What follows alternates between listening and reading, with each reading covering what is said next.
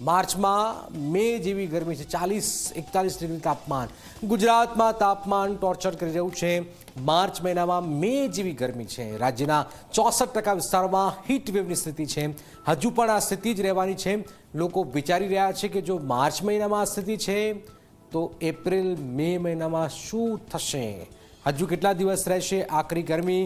શું કહી રહ્યું છે હવામાન વિભાગ? આવો જોઈએ, જાણીએ, સમજીએ।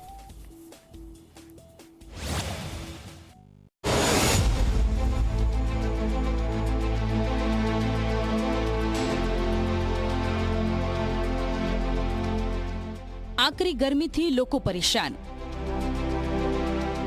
રાજકોટ દેશનું સૌથી ગરમ શહેર। આકાશમાંથી વરસી રહ્યા છે અગનગોળા। ગામ ગામ, શહેર શહેર છે ગરમીનો કહેર। ગુજરાતમાં માર્ચ મહિનાના પ્રારંભથી જ શરૂ થયેલી કાળઝાળ ગરમી તમામ જૂના રેકોર્ડ તોડી રહી છે। ગરમી એટલી બધી પડી રહી છે કે ડામરના રસ્તાઓ પણ પીગળવા માંડ્યા છે। બપોરે ખૂબ આકરો તાપ પડતો હોવાથી લોકો ઘરમાંથી બહાર પણ નીકળી નથી રહ્યા।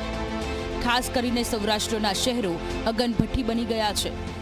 રાજકોટનું તાપમાન તો આખા દેશમાં સૌથી વધારે નોંધાયું છે।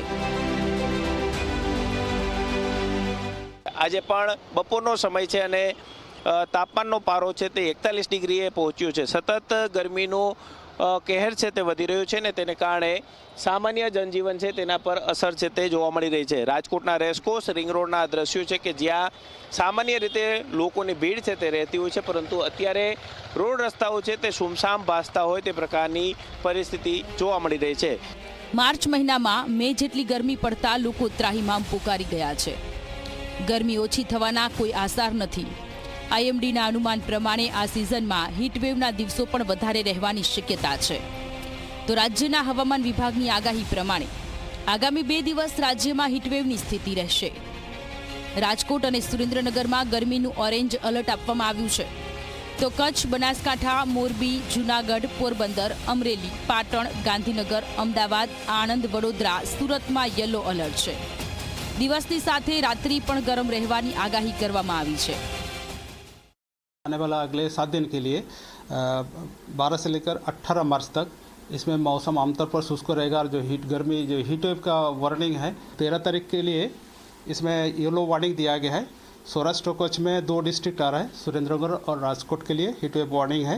और गुजरात रीजन में आनंद, सूरत के लिए हीट वेव का वार्निंग दिया गया है। तटीय क्षेत्र है, इसमें आज हॉट एंड ह्यूमिड वेदर का पूर्वानुमान दिया गया है आज और कल के लिए 12 और 13 मार्च के लिए।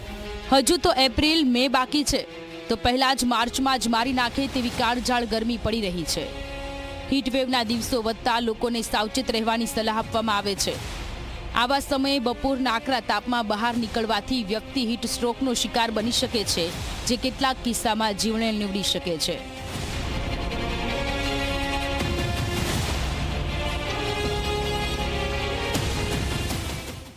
જ્યારે પણ બહારનો એક્સટર્નલ ટેમ્પરેચર 40 ડિગ્રીથી વધી જતો હોય તો એ જે માણસ સતત હીટના એક્સપોઝરમાં રહેતા હોય એ માણસમાં હીટ સ્ટ્રોક એટલે કે લૂ લાગવાના સિમ્ટમ્સ જોવામાં મળે છે। એક્સેસિવ અને કન્ટિન્યુઅસ હીટ એક્સપોઝરથી શરીરના દરેક ઓર્ગન ઉપર ડેમેજ જોવામાં મળે છે। આકરી ગરમીમાં હીટ સ્ટ્રોકથી બચવા માટે નિષ્ણાંતો સલાહ આપે છે કે બપોરના સમયે બને ત્યાં સુધી બહાર ન નીકળો। શક્ય હોય ત્યાં સુધી સુતરાઉ કપડાં પહેરવા જોઈએ। પૂરતું પાણી અને પ્રવાહીનું સેવન કરવું જોઈએ, જેથી શરીર હાઇડ્રેટેડ રહે। ઉનાળા દરમિયાન હળવો ખોરાક લેવો જોઈએ। પોસિબલ હોય તો બપોરે 12 થી 4 વાગ્યા સુધી ડાયરેક્ટ સનનું એક્સપોઝર અવોઇડ કરવું જોઈએ। સપોઝ તમારે લાંબી મુસાફરી કરવી હોય તો થોડો બ્રેક લઈને મુસાફરી કરવી જોઈએ। મુસાફરી કરવી પડે તો હેલ્મેટ કે અગર ઇન કેસ બાઇક ઉપર જતા હોય તો હેલ્મેટ, અને પેદલ જવું પડે તો છાતું લઈને જવું જોઈએ। અને મૂળ લાંબી મુસાફરી કરવી હોય તો થોડી વારમાં વચ્ચે બ્રેક લઈને કોઈ લિક્વિડનો ઉપયોગ બહુ વધારે કરવો જોઈએ। કે 2 દિવસ બાદ ગરમીમાં થોડી રાહત મળશે તેવી હવામાન વિભાગની આગાહી છે। ત્યારે એક વાત તો નક્કી છે કે આ ઉનાળો આકરો રહેવાનો છે, ખૂબ જ ગરમી પડવાની છે।